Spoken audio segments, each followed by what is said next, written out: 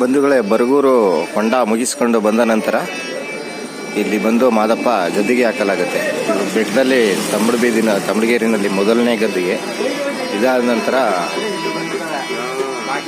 ಇಲ್ಲೇ ಪಕ್ಕದಲ್ಲೇ ಎರಡನೇ ಗದ್ದಿಗೆ ಹಾಕಿ ಇಲ್ಲಿಂದ ದೇವಸ್ಥಾನಕ್ಕೆ ಹೊರಡಲಾಗುತ್ತೆ.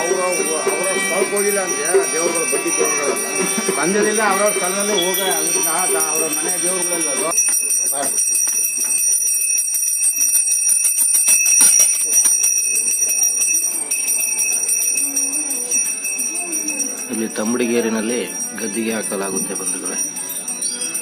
ಓಂ ನಮಃ ಶಿವಾಯ. ಮಲೆ ಮಹದೇಶ್ವರ ಸ್ವಾಮಿಯವರ ಕೃಪಾ ಆಶೀರ್ವಾದ ಪಡೆದು ಧನ್ಯರಾಗಿ. ದೀಪ ಕಚ್ಚು ಬಿಡ ಖರ್ಚುಗಳು ಮಾಡಿದ ದೊಡ್ಡ ಕತ್ತಿಗಳು